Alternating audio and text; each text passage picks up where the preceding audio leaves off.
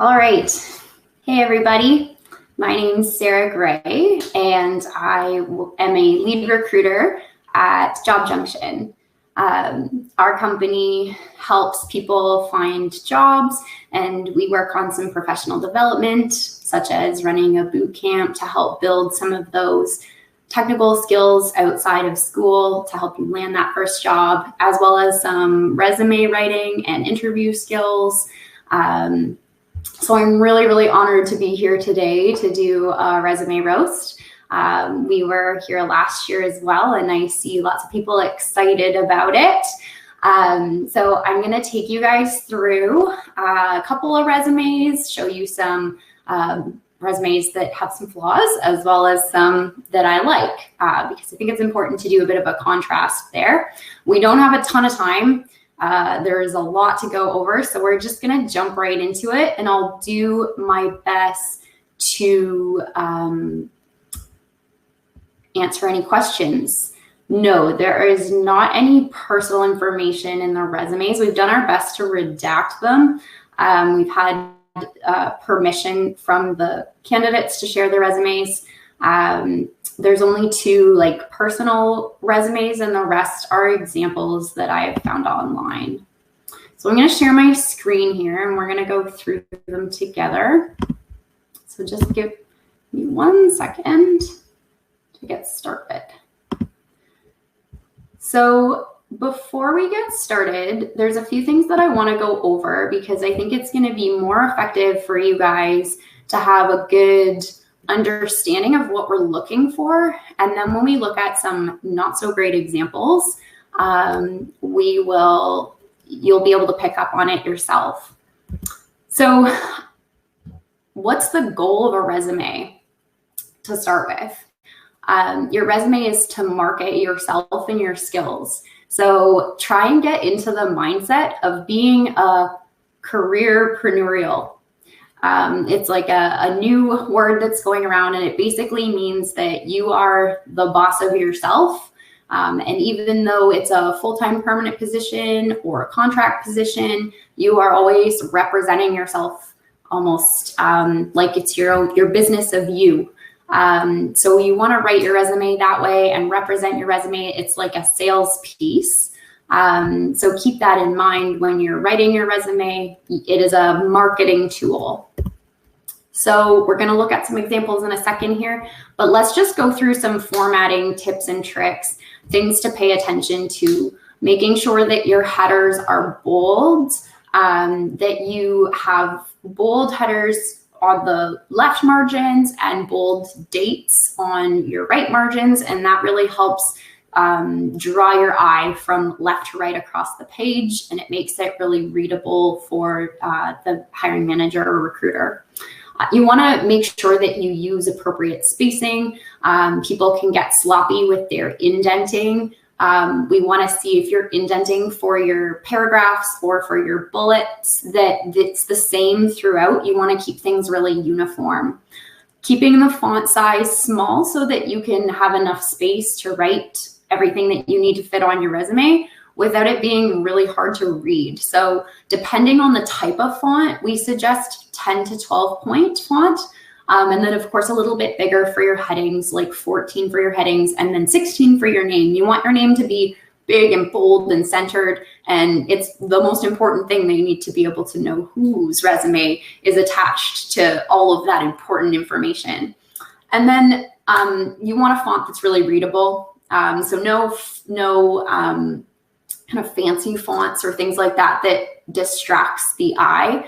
So Calibri, Cambria, Garamond, Arial, those are all good ones. Making sure you're keeping the same bullet points across the side too. So if you start with the little black circles, make sure you keep that throughout. When it switches up, it just looks a little sloppy. And then obviously keeping the same font size or like the same font formatting and size. Keeping your paragraphs to 3 to 4 sentences and your bullet points about 3 to 5. And then use nice big margins, small margins to use up as much of the page as you can. So 0.5 to 1 centimeter margins. and making sure that you're tabbing the proper amount across. So if you have things that are supposed to be centered, make sure they're centered. Make sure your dates are, if you're having them in the right margin, that they're all lining up. That's really, really important. And avoid any sort of busy styles. Some other things to consider, objective statements are pretty obsolete at this point. They're not super important anymore, and they didn't give a lot of valuable information. So there was a little tip on the end of that last slide that said a recruiter or a hiring manager only takes about 7 seconds to look at your resume. So that they only get to like the first third of your resume. So make sure that all the information you put in that first third is really important, and you're highlighting all of your value in that section. So an objective statement, if you're taking up a couple of lines to say that you're a new grad looking for employment, like of course you are. You wouldn't be applying to the job if you weren't looking to obtain full-time employment. So I don't want to see that anymore. That is just a total waste of space. We don't need an objective. You're obviously applying for work. If you have a story to say or something like that, that can be in a cover letter. Use that to really highlight who you are, like a profile summary. Make sure you're writing in first person, using first person without the word I. So for example, participated as a project lead in development of a user-friendly messaging app. So you don't say I participated or say participate as a project lead. So it's that past tense and without using the word I. And then we're going to make sure that we eliminate any sort of words that take up a lot of space so that you're making the most of the space that you have. There's also, keep an eye out for hanger words. So if you have a sentence and one word falls on the next line and then it's a full blank because you're done with that paragraph or sentence, try and rearrange your sentence a little bit or shorten it, take out some words that don't really matter, like filler words like a and an and the, so that you don't have that filler word that's taking up that whole line of white space. You want to make the most of the space on your resume. It's super important. And as a new grad, you should only have a one-page resume. I don't want to see any sort of 3-pagers with all of your projects and huge explanations of all of your school experience either. It's just way too much to read through. And make sure you are proofreading your resume. All right, and then 2 things to think of before we jump into those resumes. The 2 most important pieces of writing your resume, transferable skills. So these are, say you don't have a lot of experience in your field. This is how you make the most out of the experiences that you have had. So were you a server at a restaurant? So think about some of the skills that were required for that role that would also be required for a role in software development. There's lots of transferable skills. They are like critical thinking, communication, multitasking, creativity, teamwork, leadership. Think of examples of how you use those skills and relay them in a way that would make sense as to how you could use them at your new potential opportunity. So keep that in mind when you're going through your previous experiences and you're writing about them. Make sure you're emphasizing the skills that are relevant to the role that you're applying to, even if the roles don't relate. And then accomplishment statements. These are really important. I see so many people that just write about their duties. They basically take the job description and they spill it out like I did X. I reported to XYZ. Like they don't really care about that. Of course, you've done that. It doesn't give a lot of context, doesn't give a lot of value. So really think about how to write an accomplishment statement and keep that in mind when you're talking about your experiences. So quantify your achievements, throw in some numbers, throw in some percentages, throw in stats on your growth. How did you improve? How did you add value to the company? Make sure you're leading with strong verbs. Make sure you're giving context and meaning to your achievements. It's so important. And then be specific about the role and the accomplishment. So I've got an example here. Worked as part of a team to produce an encrypted messaging app. Were you the lead, or were you the person bringing the team coffees? Like, there's no real clear understanding or context to that. So, you know, add information about what your role was, what kind of value your work added. So what was the outcome for the company? Throw in some stats, throw in some numbers. That's awesome to see. Gives a lot of value and context and credibility too. So I've got some examples of accomplishment statements for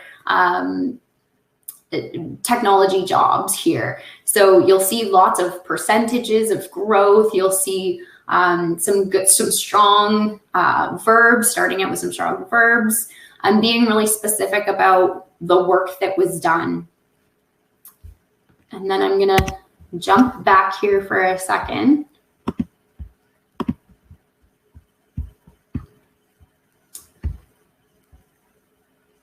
Just want to check on our questions. Okay. All right, so let's look at a couple of resumes now that we have a bit of an understanding of what we're looking for. So if I look at this resume, the first thing I'm gonna see is way too busy. I don't know where to look. The name is kind of off to the left. That's not where my eye falls. So my eye naturally falls to the middle of the page at the top, and I'm looking for a name, and I don't see a name. I also don't see contact information. It's not the first thing that I'm looking at. As a recruiter that looks at hundreds of resumes a day, our eyes just kind of naturally fall to certain areas on a resume because that's where we assume the important information is going to be. So if you think that you're trying to be different and stand out, you actually might be doing yourself a disservice. It takes a lot of conscious thought to look around a resume for information. And when we're looking at so many a day, you don't want to be having to actively look through a resume to find that information. You want most of our energy to be going into the important pieces, like what those skills are that you have and the experience level that you have. You don't want us to be looking around for your contact information, because the first thing that pops into my head is, did they forget to add contact information? Like, how am I going to get a hold of them? I also don't like when there are columns. I think it breaks up the red a lot, and it just doesn't have that same flow. So back to that formatting, feels really scattered and all over the place. So the first thing that I see is the summary of qualifications. There's only 3 bullet points. I don't mind how they talked about it. Talked about their experience. I like that they included some of their top skills. I'd like a little bit of an example, maybe, like talk a little bit about how you use those technologies. Did you just learn them in school, or did you build a project in them? How many years do you have working there? I see 4 years of leadership experience, but I don't see how long they've been working with C#, C++. And then a firm's understanding of OOP and programming principles. That's good. It's not super credible. So you could definitely create a little more of an accomplishment statement there. Under your summary of qualifications, I'd like to see some achievements, any sort of extra certificates, maybe even like a GPA if there was something really impressive that you did, or a project that you worked on or led. Those are the kinds of exciting skills that I'd like to see. Maybe even some soft skills, maybe even a quote from an employer. I love seeing quotes. It gives so much credibility. You can do some nice banners throughout to help break up your resume a little bit. And within the banner, have a nice quote from a colleague, from an employer. That is always very eye-catching and exciting to see somebody else's perspective too. Just gives a lot of credibility. And then my eye falls to the right. It stays on the right. And I feel like the key projects are great. I'm glad, especially when you don't have a lot of professional experience, talking about your projects in school is great. I think they could have broken up dates a little bit throughout. It's a little squished together. It feels kind of blocky. I would like more white space for them to talk a little bit more about these points. And again, they're not accomplishment oriented. It's talking a lot about just what was done, not their role. I'd like to see some soft skills pulled in here, like how they had to be creative about things or what kind of problem solving they had to do, because to me, those skills are more important than the actual technology that you used, because you have to think about everybody is graduating with the same education in your program.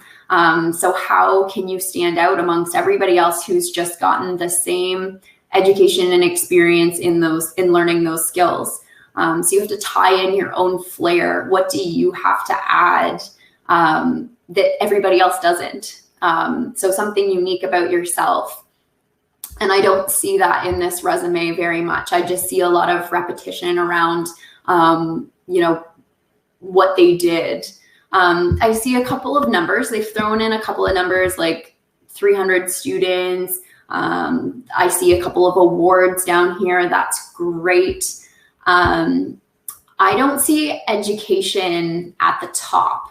And as a new graduate, I would recommend having your education as close to the top as possible, because that is the most valuable thing to you. That is the most relevant thing you'll have going into the workforce, especially if you don't have any experience in that field prior. So here, their education is way down in the far corner.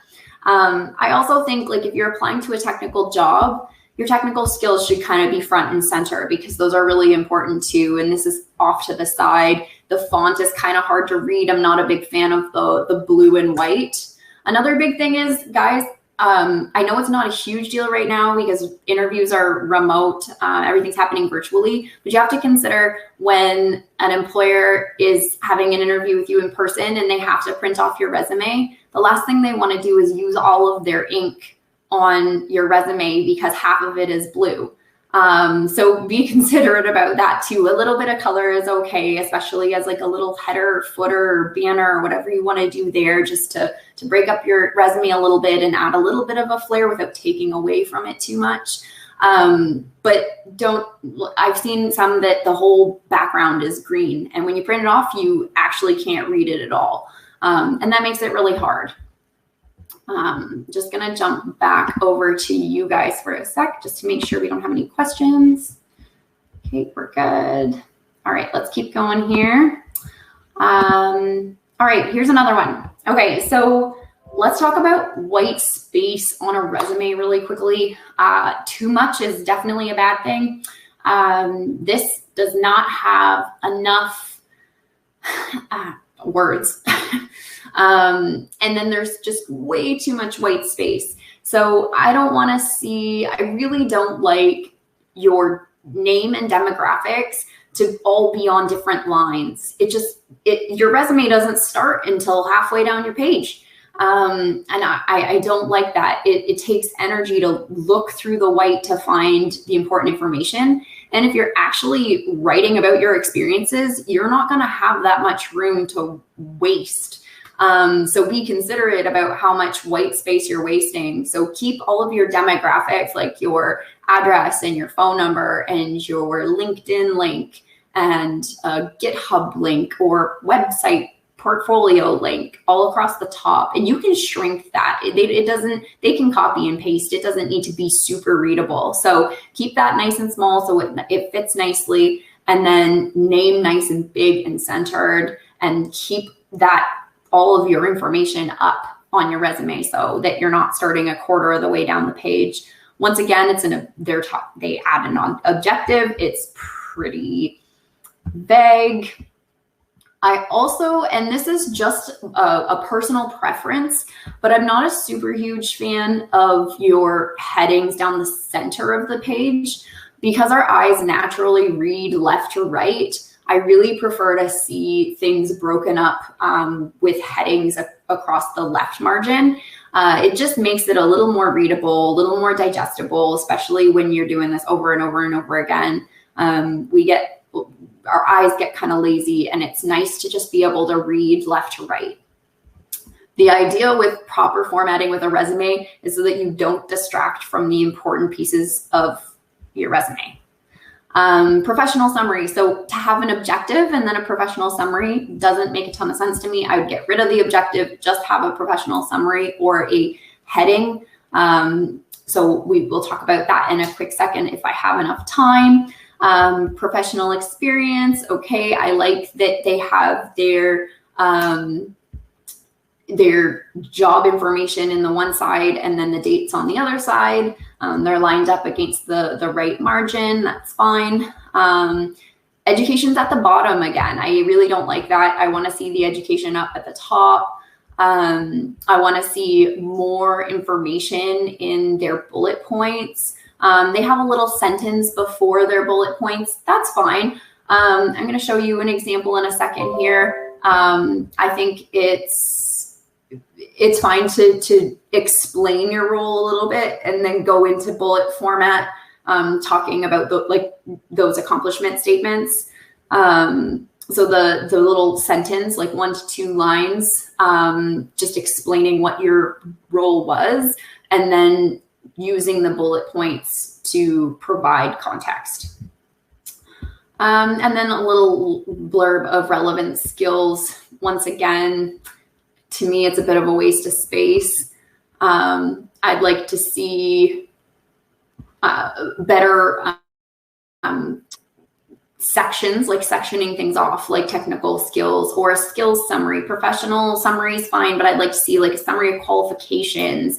Bullet points are more readable than sentences. When I see like big blocks of like a paragraph, I feel like I'm reading a novel. I do not want to be doing that. I would read a much more interesting book if I wanted to read a novel. So breaking it down into digestible bullet points that are really easy to read, that's the way to go. Doing 1 to 2 lines to just explain is fine. And then everything else in bullet point, because it's just so much more easy to read. So here's an example of resume formatting that I don't mind. So again, we've got the name up at the top. We've got a little header here. It could be a little more powerful. You could think of something a little more creative, but it's fine. I see a LinkedIn, a GitHub link. I cannot emphasize enough, guys. Your LinkedIn is almost it. Like, it is essential to have a good LinkedIn, have your LinkedIn linked in your resume. We do lots of work on how to build a good LinkedIn. I guarantee you employers are going to look at it. So be really thoughtful of that and thoughtful of how you manage your LinkedIn. GitHub links, super important, especially if you're looking for a tech job. If you want to stand out amongst tons of other candidates, have a killer GitHub. Put all of your projects on there, constantly be active, working on it. If you have a portfolio, website, something to display your work, it just gives so much more credibility. My employers that I work with love that. And we get so excited when we see somebody actually has some evidence of their style, because sometimes it's not about skill. Sometimes it's about someone's particular style, especially companies that do a lot of like web application development and stuff like that. They're looking for someone with that artistic style, especially front end. So that's really important, guys. Summary of qualifications, you've got your couple of bullet points there.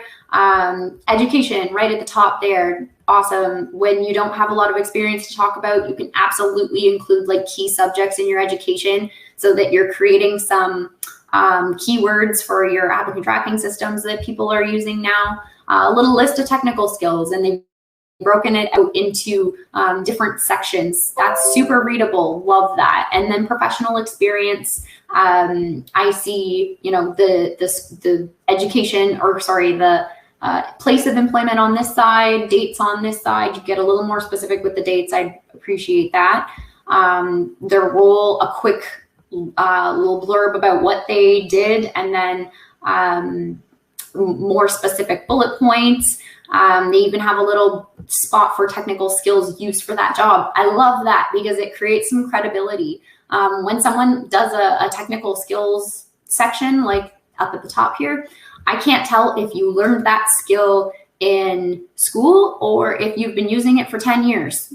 There's really no credibility there or context there. So being able to show how you've used those skills in your place of employment or in your projects, that is super helpful. You can absolutely include internships and things like that in your professional experience. It's still professional experience, but make sure you list it as an internship, because you want to be honest, you want to be transparent. It'll also look very concerning for the employer if it looks like you were only there for 3 months, because that's typically probation.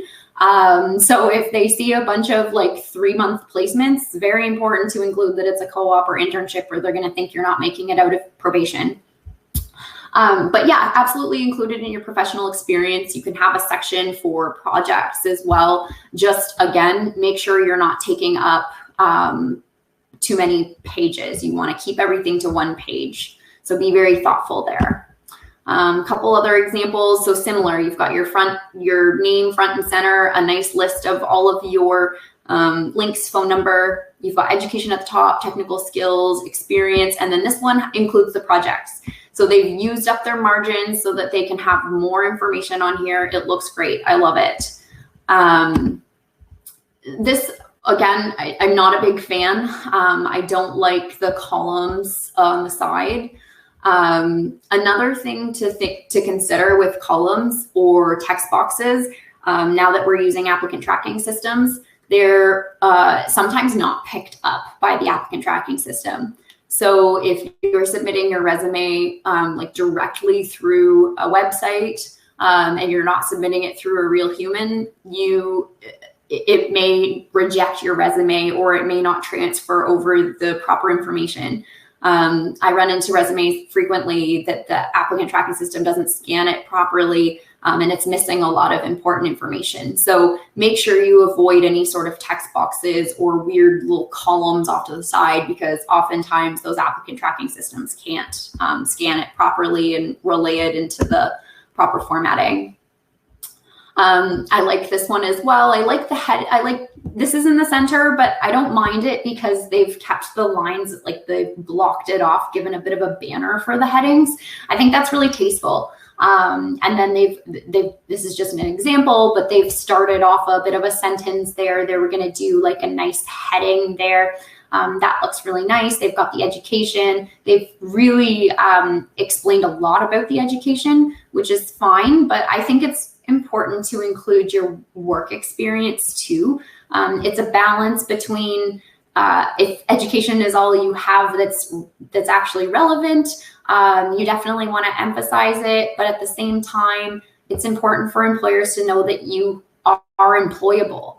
So whether it is a job serving or it's a job at a kids camp or something like that, showing that you can be responsible, that you can show up every day for work, that you're not going to be disruptive in the workplace, that you have the qualities and the professional values of a good employee, those are important too. So I wouldn't skimp out on the work experience just because it's not directly relevant to the role. That's where we talk about those transferable skills and we emphasize on those. So those are just as important as all of the education experience. So for this resume, I would have done a little less for the education and emphasized some of those other experiences and related them, like those soft skills, to whatever it was that they were trying to apply to.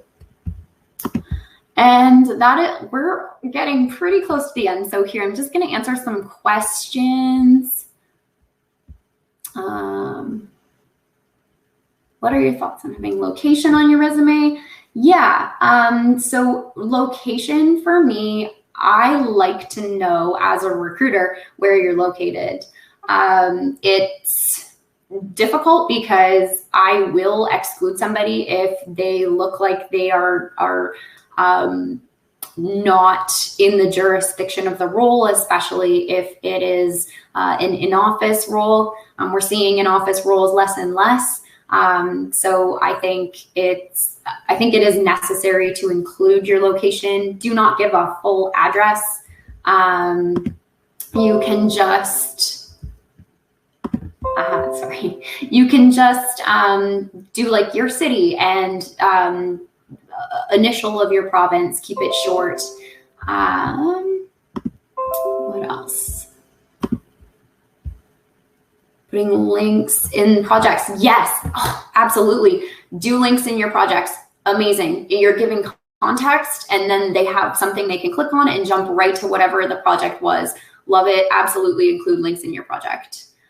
Don't like color on resume. If it is, make sure it's kind of washed out and not all over. Like I said, kind of more of a banner or something like that to help break up the chunks of your resume a little bit. That's fine. It helps the eye, but I don't want it to take away.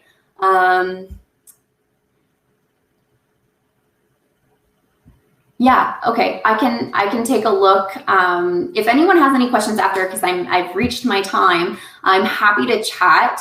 I'll make sure that you guys have my LinkedIn and we can chat on the Discord chat group. So absolutely no profile pictures on your resume. Please don't put pictures on your resume. I definitely don't like that. Your picture is for your LinkedIn. So make sure you have a good LinkedIn profile picture. The employer will absolutely check it.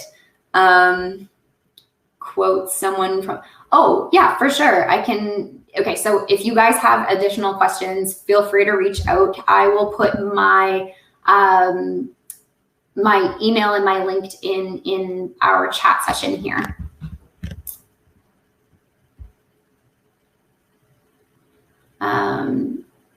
Link. I don't think links hinder ATS. They may not get picked up by it, but that information doesn't necessarily need to be in an applicant tracking system. The important pieces of the applicant tracking system are your name, your contact information, some of your like education and like years of experience and things like that. If the applicant tracking system doesn't pick it up, it will reach human eyes eventually.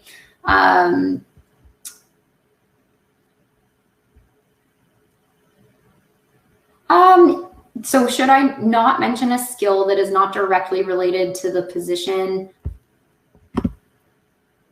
Oh, yeah, sorry, we will wrap up. All right, we'll continue to chat somewhere in the Discord chat room. Thanks so much for having me, guys. I really appreciate your time and your enthusiasm, and we will continue to chat.